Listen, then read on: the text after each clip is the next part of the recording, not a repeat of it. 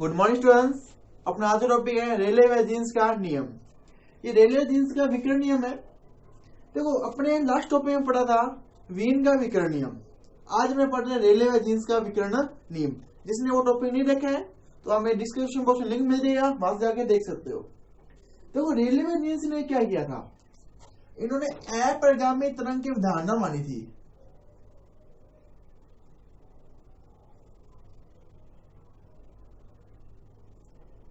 इन्होंने अपरिगामी तरंग की अवधारणा मानते हुए मतलब इसको अपरिगामी तरंग के रूप में मानते हुए और मैक्सवेल वोल्टाइज नियम की उपयोग करते हुए इन्होंने क्या दिया था, इन दो चीज यूज की थी। अपरिगामी तरंग की अवधारणा मानी थी इन्होंने कि जो क्वार्टर है, जो भी अपने ना ब्लैक बॉडी यूज कर रही है, उसकी जो दीवारों से किरणें निकल रही है, विकिरण निकल रही है, वो विकिरण कैसे पकड़ती है, अपरिगामी तरंग के रूप में है वो। और उन्होंने मैक्सवेल वोल्टाइज के नियम को यूज करके अपने नियम प्रतिपादित किया था, विकिरण नियम। तो अपने स्टार्ट करते हैं। इन्होंने क्या कहा, इन्होंने ये कहा कि जो अपने ब्लैक बॉडी यूज करते हैं, ब्लैक बॉडी मीन्स कृष्णिका, जो अपने कृष्णिका यूज कर रहे हैं, उसकी जो दीवारों से क्वार्टर से जो विकिरण निकल रही है, वो विकिरण कौन सी पकड़ती है, अपरिगामी पकड़ती है। और उन्होंने मैक्सवेल का यूज किया, उन्होंने अपरिगामी तरंग वाला, उन्होंने क्या वैसी होती है जैसे एक घनाभ, सॉरी, जो एक गोल प्रकार की क्वार्टर होती है के रूप में जो अपरिगामी तरंगें निकलती है, सेम टू सेम ऐसे निकलती है। तो मतलब मेन हमारा टॉपिक फोकस इस पर है, अपरिगामी तरंगों के रूप में। रेले जीन्स ने किस पर फोकस किया, अपरिगामी तरंगों के रूप में फोकस किया। तो अपने टॉपिक को सोल्व करने के सबसे पहले ये मानते हैं, अपने अपरिगामी तरंग मानते हैं, तो अपने एक अपरिगामी तरंग मानेंगे। मैंने अपरिगामी तरंग मान रहा हूं y equal to a sine k dot r cos omega t। ये अपने पास एक अपरिगामी तरंग की समीकरण होती है, k vector dot r vector cos omega t। ये अपने अपरिगामी तरंग की समीकरण है। अब देखो कोई भी तरंग होती है, कोई भी है, तो तीनों डायरेक्शन में होती है। तो k डॉट r वेक्टर है, तो जो r होगा वो क्या होगा, x डायरेक्शन में भी होगा, y में भी होगा, z में भी होगा। k को क्या लिखेंगे, k x भी होगा, k y भी होगा, k z भी होगा। तीनों का रूप होगा और तीनों ही इससे साथ होगी, तो इसको अपने तीनों के रूप में लिख रहा हूं मैं, y equal to a sine k x dot x k y dot y k z dot z cos omega t। ये अपने पास एक आ गई अपरिगामी तरंग की समीकरण है, तीनों डायरेक्शन में लिख दिया अपने। k डॉट r वेक्टर को अपने ने क्या किया है, इसको पूरा विस्तार रूप लिखा अपने ने, और कुछ नहीं किया। जो दोनों वेक्टर में होती है i कैप j कैप होता है, दोनों मल्टीप्लाई करते हैं, ये आंसर आता है। तो मैंने विस्तार रूप में ये लिखा है। अब देखो अपने मान के चलते हैं कि जो kx है वो क्या होगा, वो पाई पॉइंट में a एन एक्स होगा, के वाई क्या होगा, एन वाई पाई पॉइंट में a होता है, और के जेड क्या होता है, एन जेड पाई पॉइंट में a। यहां पर जो N X N Y N Z है, ये नंबर को शो कर रहा है 1 2 3 ऐसे नंबर शो कर रहा है, नेचुरल नंबर n तक होता है। ये मतलब ये एक्स वाई जेड ऐसी कोई वैल्यू हो सकती है, 1 2 3 4 10 20 50 70 100 1000 कितनी होती है, ये नेचुरल नंबर होती है, n होती है। या पाई क्या है, पाई आप जानते हैं सारा कुछ, पाई की वैल्यू फिक्स होती है 22.7 या 3.14 होती है। तो ये अपने पास आ गई, अपने के एक्स को इस रूप में लिख सकते हैं। तो टोटल के क्या होगा, तीनों डायरेक्शन का के मिला के क्या होगा, अपने वो लिख के देखते क्या होगा। जो टोटल के होगा तीनों डायरेक्शन के, वो के एक्स स्केयर, के वाई स्केयर, के जेड स्केयर होगा। के एक्स स्केयर, के वाई स्केयर, के जेड स्केयर, तीनों डायरेक्शन के होल स्केयर करके के स्केयर के बराबर होगा। तो मैं यहां से तीनों की वैल्यू पुट कर रहा हूं इसके अंदर। इसकी होगी n x pi square upon में a square and y square pi square upon में ए स्केयर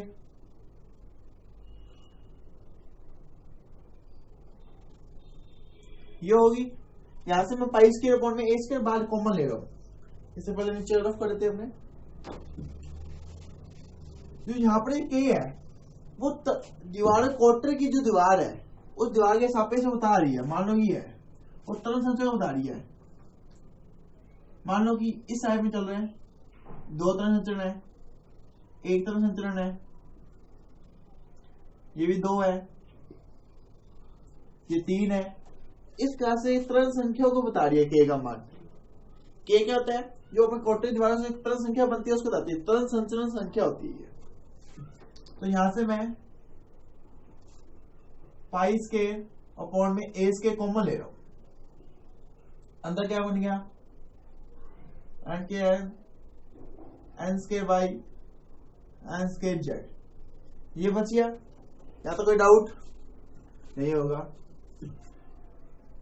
आगे अपने लोग क्या करते हैं, जो ये पर है इस चीज को अपने यहां ले आते हैं।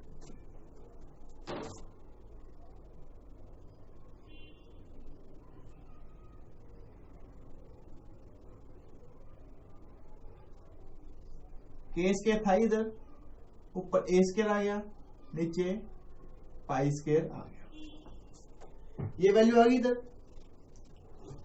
के स्केयर ए स्केयर अपॉन में पाई स्केयर।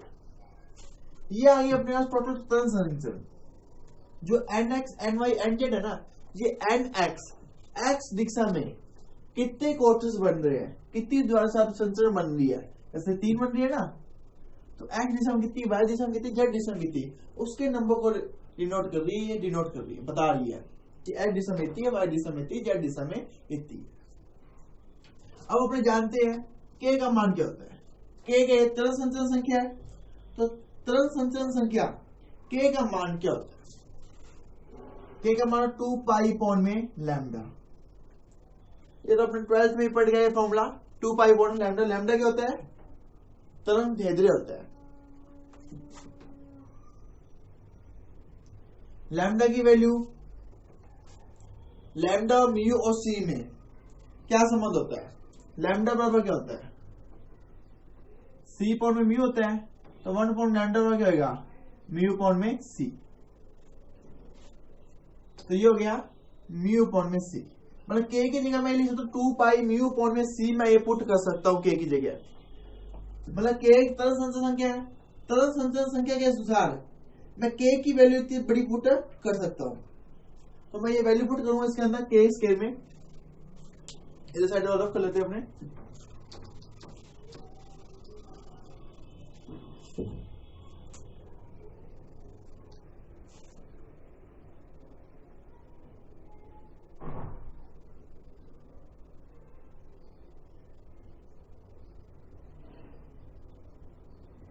के स्केयर की वैल्यू 2 की स्केयर 4, पाई की स्केयर पाई स्केयर, म्यू की स्केयर म्यू।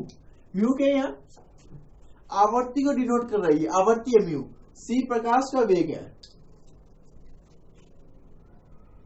2 पाई म्यू की होगी। इधर क्या था अपने ए स्केयर था, नीचे सी की स्केयर और उधर पाई स्केयर था। तो ये वैल्यू पुट कर दी अपने ने। अब देखो क्या हो रहा है, पाई स्केयर से पाई स्केयर कैंसिल आउट हो रहा है। पाई स्केयर कट गया, तो क्या बचा अपने पास? 4 म्यू स्केयर ए स्केयर अपॉन में सी स्केयर। ये बचा अपने पास।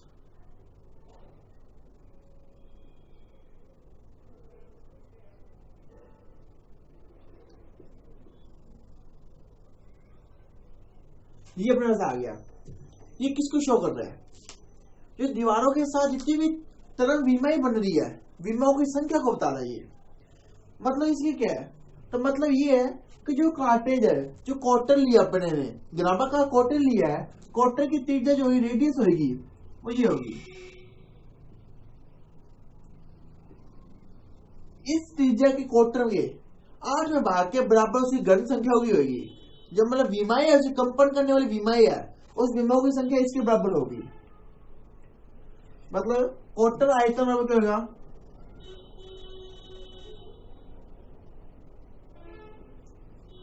ए क्यूब में ए क्यूब विमाओं की संख्या, कंपन विमाई होती है उसमें विमाई लेते हैं, कोई फर्क नहीं है, ए क्यूब विमाओं की संख्या के बराबर होगा। अब ये जानते हैं अपने गोलाकार लिया था, तो गोले का आयतन क्या होता है 4/3 पाई आर क्यूब होता है, आर की वैल्यू ये रही, बराबर आ जाएगा, सॉरी पाई आर क्यूब होता है, ये स्केल नहीं होता। अब मैं आर की वैल्यू पुट कर रहा हूं 4/3 पाई, आर क्या है यहाँ 2 म्यू ए बाई सी की क्यूब, बराबर ये क्यूब विमाओं की संख्या आ जाएगी। अब मुझे विमाओं की संख्या चाहिए, सिर्फ मुझे शुरू टॉपिक ये था ना विमाओं की संख्या ज्ञात करनी थी, जिससे मैं ऊर्जा घनत्व संख्या ज्ञात कर देते।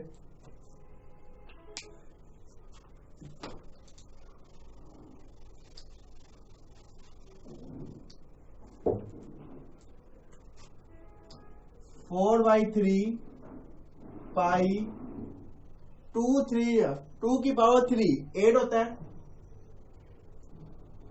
Mu cube A cube upon में सी क्यूब, तो 100 सोल्व कर लेते हैं, बराबर जो ए क्यूब विमाओं की संख्या चल रही है 4/3 8 mu cube A cube by C cube pi, बराबर ए क्यूब में विमाओं की संख्या, ए क्यूब गणांक में विमाओं की संख्या जो क्वार्टर है उस क्वार्टर के अंदर संख्या, एक टोटल क्या आ गया क्वार्टर का आयतन आ गया।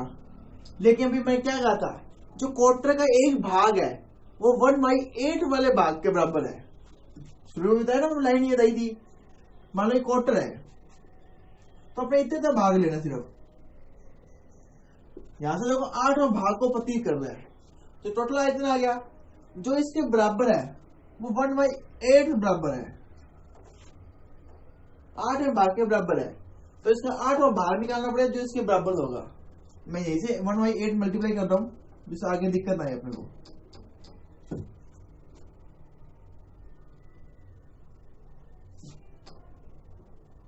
क्योंकि जो अपने क्वार्टर का भाग ले रहे हैं, जिसे विमाओं की संख्या निकाल रहे हैं, अपने कंपन का विमाओं की संख्या ज्ञात कर रहे हैं, वो सिर्फ ये इतना भाग लिया मैंने, मतलब 8 भाग लिया पूरे क्वार्टर का, तो 8 से 8 कैंसिल आउट हो गया, क्या बच गया 4 म्यू क्यूब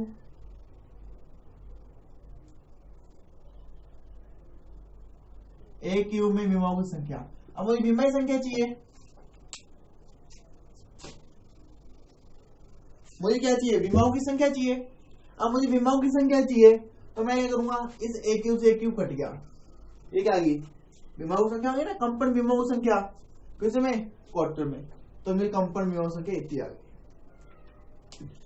अब मैं क्या कर रहा हूं, अब मैं इसकी परास निकाल रहा हूं। विमाओं की संख्या मुझे क्या चाहिए म्यू व म्यू प्लस डी म्यू परास में चाहिए,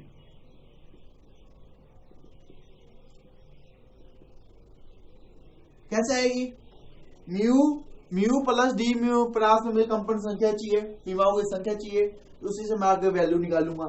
तो निकालने के लिए क्या चाहिए मुझे, म्यू का मान ये अपना कंपन विमाओं संख्या ये है म्यू प्लस डी म्यू, तो पहले इसका मैं डी म्यू निकालूंगा, इसका पूरे का मैं क्या कर रहा हूं अवकलन कर रहा हूं म्यू के सापेक्ष, तो 4 का 4 है, पाई का पाई 3 सी क्यूब ये रहा, और D by D mu mu cube कर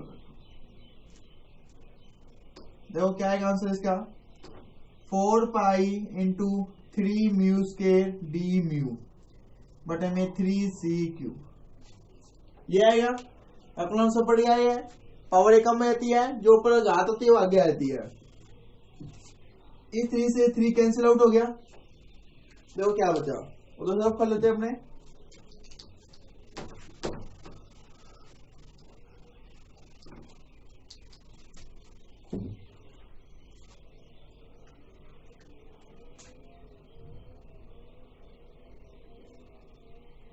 four pi mu square D mu बटे में सी क्यू, ये आया। अब मुझे म्यू और म्यू प्लस डी म्यू के बीच क्या चाहिए, तो दोनों को माइनस करना होगा, जब मैं दोनों को माइनस करूंगा तो मुझे mu plus D mu minus mu करना, म्यू से म्यू कैंसिल आउट हो गया, क्या होता है यहाँ डी म्यू की वैल्यू क्या है ये नहीं, मतलब मुझे इतनी परास में उसका चाहिए, इतनी परास में मुझे ऊर्जा घनत्व चाहिए, ये उसके परास में कंपन विधाओं की संख्या आ गई। तो म्यू व परास में कंपन विमाओं की संख्या कितनी है, इतनी होती है इसमें।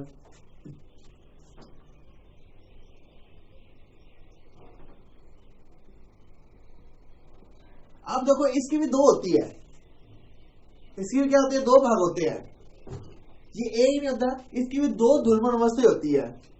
तो दो ध्रुवण अवस्था है तो इसको दो से गुणा करेंगे अपने कंपन विमाएं, तो दो गुणा डी म्यू, दो गुणा 4 पाई म्यू के डी म्यू, तो टोटल ये आएगी, टोटल विमाओं की संख्या कितनी है 8 पाई म्यू के डी म्यू पर में सी क्यू, इतनी टोटल है।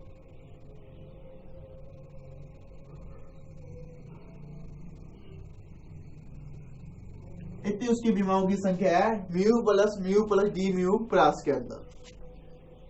ऐसे अपने तरंग दैर्ध्य परास निकाले, ये तो किसकी आ गई, आवर्ती परास आ गई।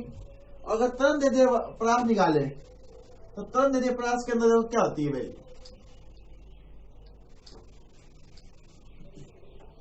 जैसे अपने निकाला वैसे अपने तरंग दैर्ध्य परास के अंदर निकाल दिया है कंपन विमाओं की संख्या।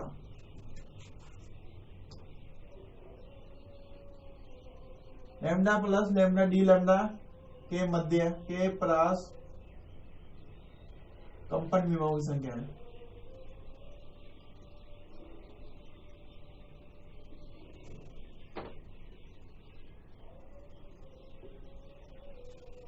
अपन जानते हैं लैम्डा बराबर सी पर म्यू होता है, अपने डी म्यू की वैल्यू पुट करनी है यहाँ, तो डी लैम्डा बराबर क्या होगा सी डी,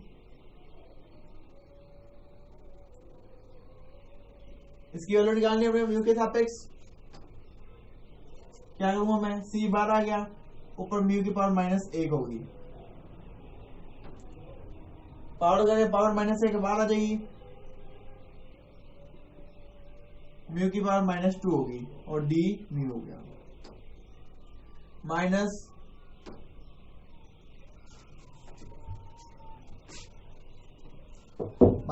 है तो सी डी म्यू अपॉन में म्यू स्क्वायर हो गया, ये आ गई अपने डी लैम्डा की value C D mu upon में म्यू स्क्वायर।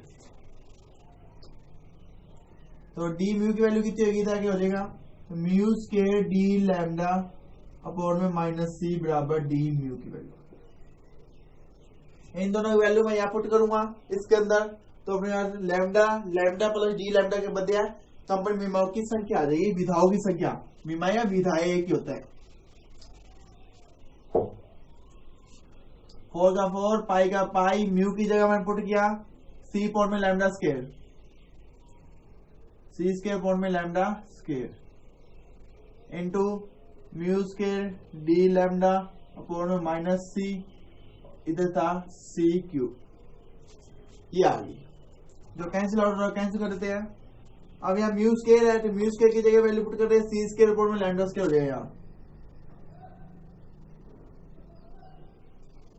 4 पावर होगी। अब लोग कैंसिल हो क्या कह रहा है उसको मैं अलग आगे शो करता हूं। मैं देखो 2 और 2 4, 3 और 1 4, और कुछ कैंसिल नहीं हो रहा। 4 पाई डी लैम्डा, इतनी कंपन विमाओं की संख्या अपने शो हो रही है कि अपना इतनी कंपन विमाओं की संख्या होगी। ये किसके अंदर है, एन लैम्डा डी लैम्डा बीच में, माइनस छोड़ देंगे, माइनस कोई भी फर्क नहीं पड़ेगा, इसलिए एन लैम्डा डी लैम्डा की वैल्यू हुई,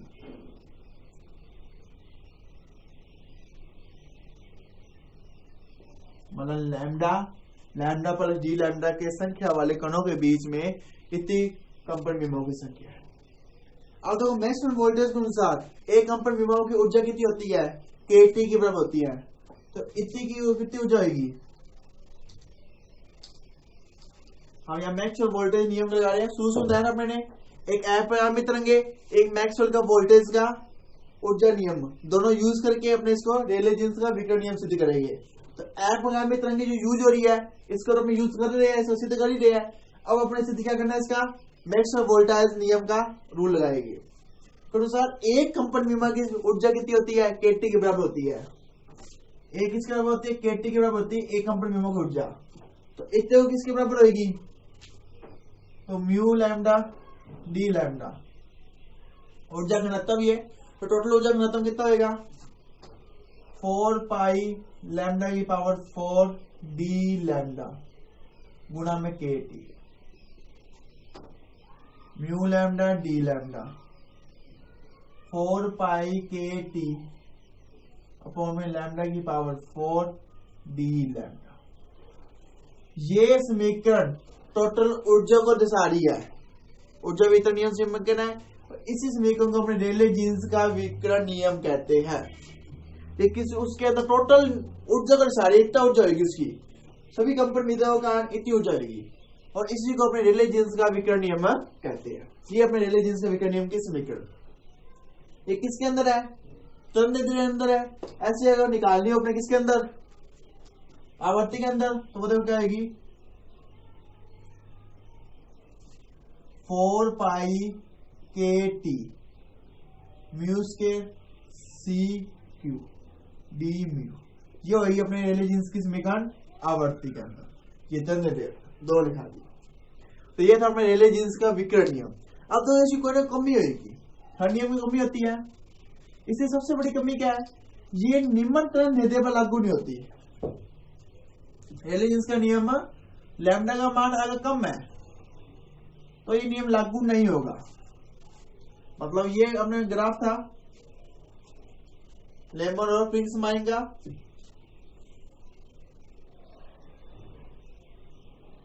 तो ये रेले जीन्स का नियम यहां लागू होता है, सिर्फ उच्च तरंग दैर्ध्य पर लागू होता है। यहां से तरंग दैर्ध्य बढ़ता है ना, तो यहां रेले जीन्स का नियम लागू होता है।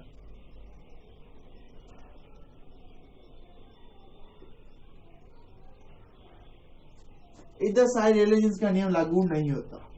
मतलब कम तरंग दैर्ध्य वालों पर रेले जीन्स का नियम लागू नहीं होता, सिर्फ उन तरंग दैर्ध्य वालों पर रेले जीन्स का नियम लागू होता है। ये सबसे बड़ी कमी है।